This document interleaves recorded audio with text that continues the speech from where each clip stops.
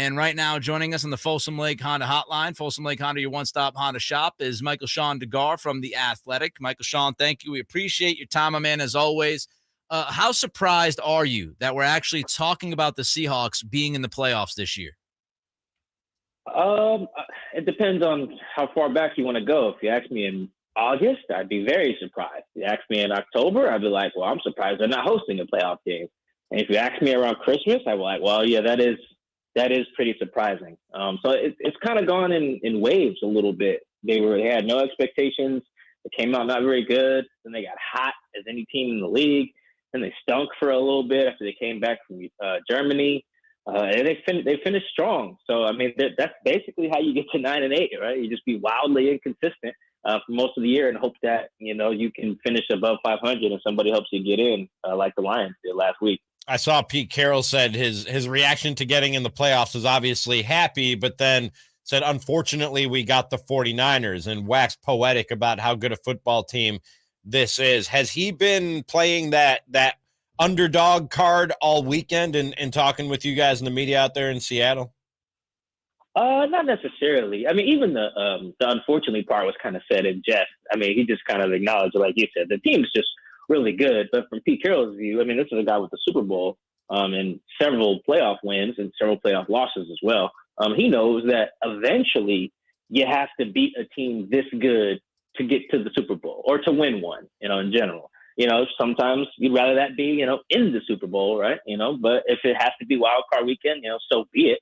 From the Seahawks view, if you beat a team this good, you probably can go to the Super Bowl. I mean, it's quite unlikely that the Seahawks do win, but he doesn't really embrace the underdog thing, largely because he likes to emphasize that he's always trying to win a championship. Yeah, remember, he's not in year 2 or 3 like some of these newer coaches. This is like year 13.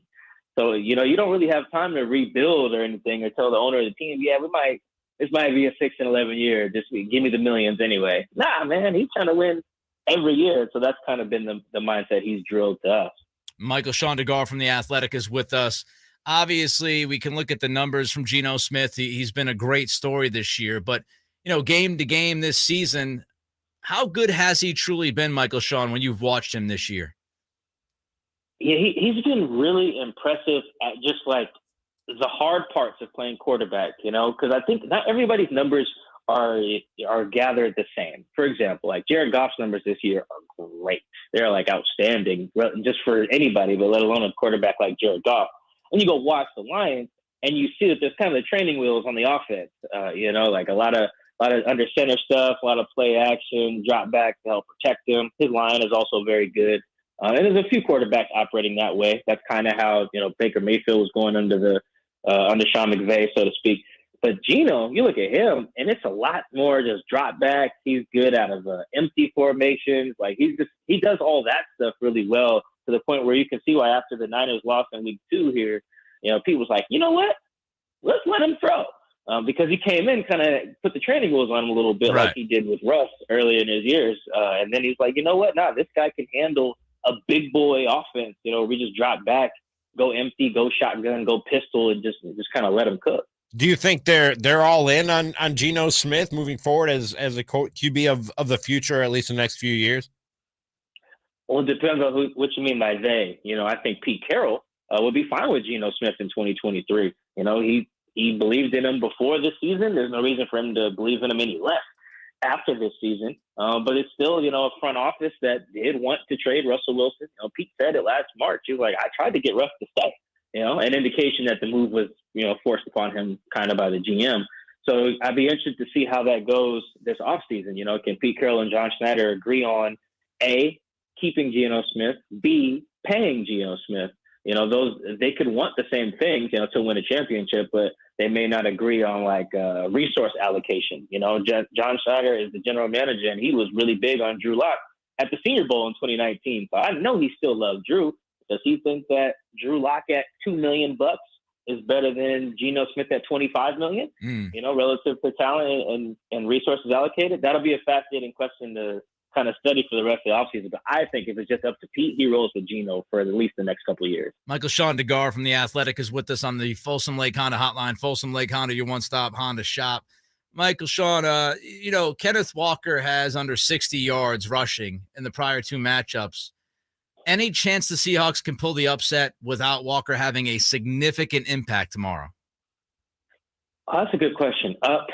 Yes, only because there's just so many other aspects of a game that can be fluky. I mean, we really look at some of the playoff games in the past, not just between these two guys or whatever, just in general, and look at how many times the better team didn't win because of something so random, like a bad call or a punt maybe scraping a guy's arm or something like that, or a field goal doinking or field goal doinking and sneaking through. Just whatever, a drop ball, a tipped ball that leads to a big turnover or whatever, or drop in the end zone. There's just so many fluky things about football. So I think it's possible. I also think what could happen is like maybe a little regression or like a rookie wall-ish type of thing on Brock's part. Like from the film I've watched, Brock's been nails. Right? This doesn't look fluky at all, but he's still a rookie quarterback at the end of the day. You easily could just get a stinky day from him, or just some explosive plays allowed by the defense on the Niners' part that just haven't been allowed, whether it's like a guy slips and falls, a random busted coverage. You just never really know. So I don't think Ken has to go for like 200 yards from the win. I do think the Seahawks can win in some other ways, by attacking them through the air with explosive plays, or just the natural flukiness that comes with an NFL playoff game. Yeah, you went over a lot of things that could happen. I sensed a bit of skepticism in your voice as to whether or not those things will happen. What do you think happens in this game tomorrow afternoon between the 49ers and the Seahawks? Yeah, I think this will be one of those games where the Niners come out and just make it really hard for the Seahawks to function early, which has happened actually in both games. That defense is just so good. I was watching film on them last night. There's just not a lot of room to throw. And I don't have the numbers in front of me, but the Seahawks have really struggled with yards after the catch, in particular against these guys. Well, against everyone, but particularly against the Niners. Like, even when their guys catch it, they're getting rocked.